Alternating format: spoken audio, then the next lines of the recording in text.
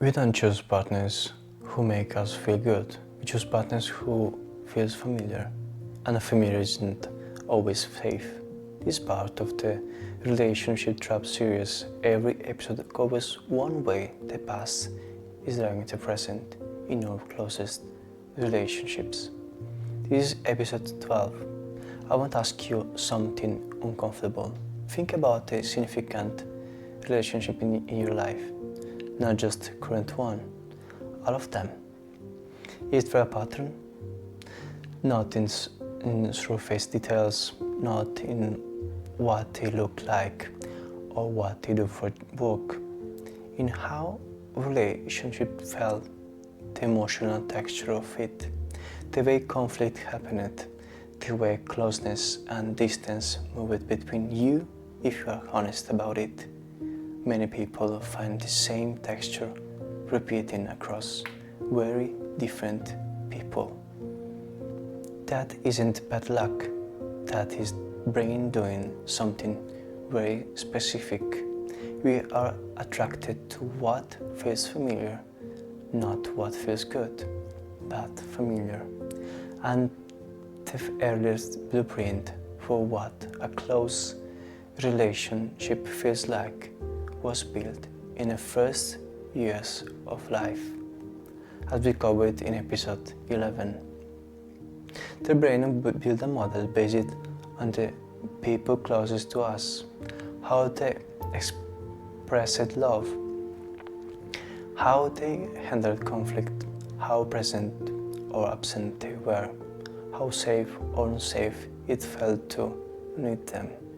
The model became the brain's template for what intimacy feels like, and when we met someone who matches that template, even if the template is painful, the brain registers recognition. Something about the person feels like home, not a comfortable home necessarily, just no familiar, recognizable.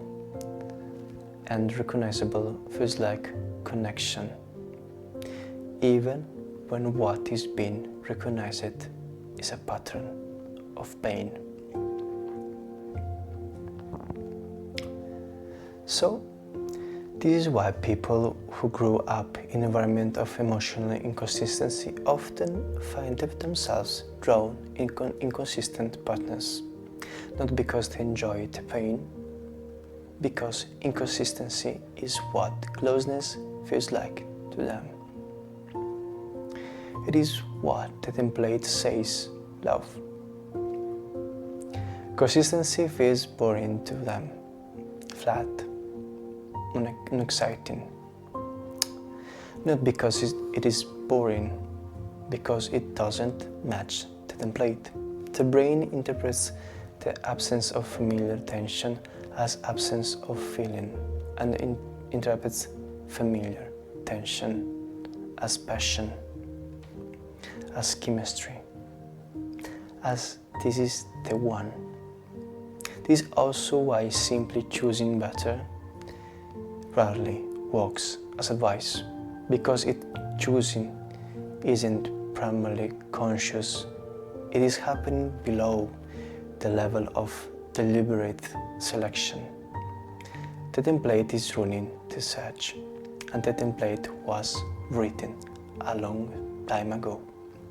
So what actually helps? First, notice what early attraction actually feels like. The intense pull toward someone in the first few weeks, the feeling that this person is different, that you have never felt this way before, that feeling is real. That is worth asking what it is recognizing. Chemistry that comes from safe and genuine connection feels different from chemistry that comes from familiarity with pain. Both feel like attraction. One grows over time, the other usually relieves itself.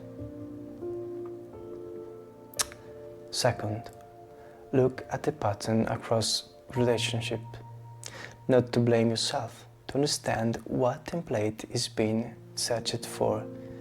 When you name the pattern, it stops being invisible, and things that are not invisible can at least be questioned. And third, give consistency a fair chance. Many people dismiss the person who treats them well within in first few months, because the absence of familiar tension registered as no chemistry. Relationship built on safety and consistency sometimes starts slowly, not with the immediate overwhelming pull of something that matches the old template, but they tend to be the ones that actually last. The brain will keep searching for the familiar that isn't going to stop, but knowing what it is searching for and why creates exactly the kind of gap we're talking about in episode 11. The gap between the pull and the decision. That gap is where something different becomes possible. And in the next episode, we sabotage our own financial success, and we do it on purpose, not consciously, but with remarkable consistency.